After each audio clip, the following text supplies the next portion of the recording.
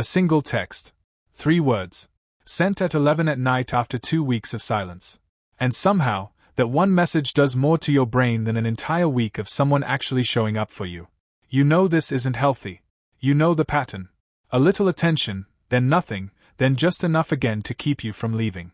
You've heard the word for it. Breadcrumbing. But here's what nobody explains.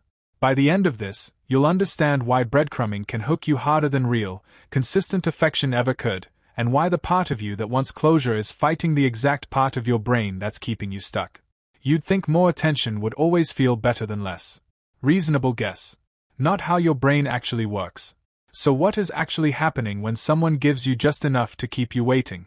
In the 1920s, psychologist Bluma Zaganik noticed something strange while sitting in a busy Vienna cafe. Waiters could perfectly recall complicated, unpaid orders in vivid detail.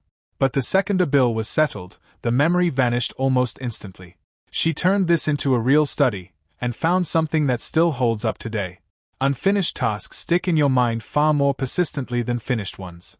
Psychologists now call this the Zaganik effect.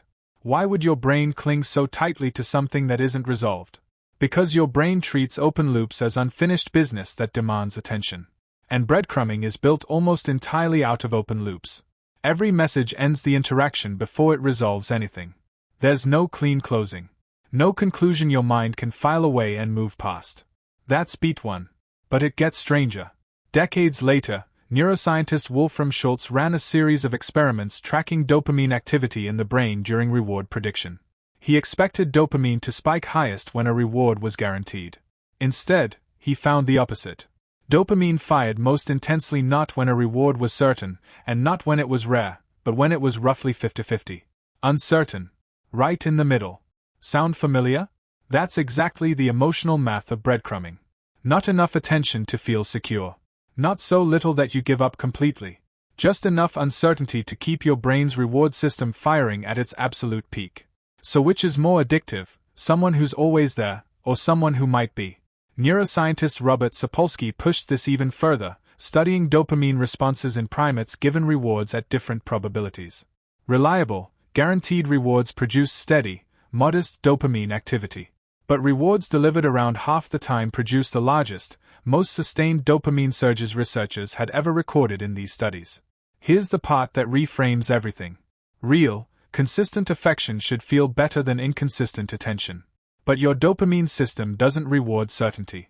It rewards uncertainty. The very unpredictability that makes breadcrumbing painful is also what makes your brain chase it harder than something stable and safe. So here's the answer you were promised. Breadcrumbing can hook you harder than real affection because it exploits 2 systems at once.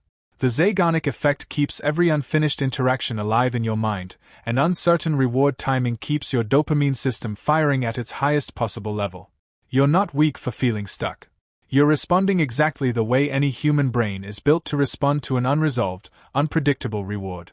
But if you already know this, why can't you just walk away? Because closure isn't actually what your brain wants, even when it's what you say you want. Closure ends the open loop. And ending the open loop means losing the exact uncertainty your dopamine system has been chasing. Some part of you isn't holding on to the person.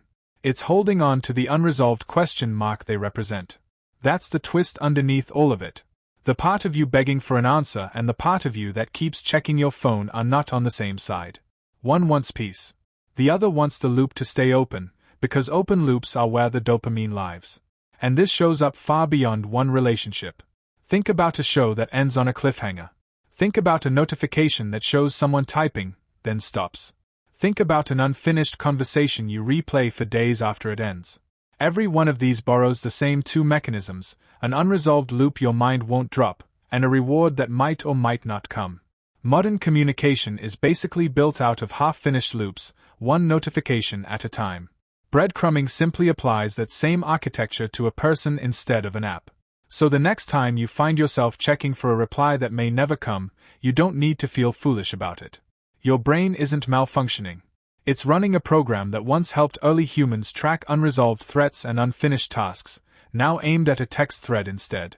Recognizing that pull is often the first step to finally closing the loop yourself, on your own terms, instead of waiting for someone else to.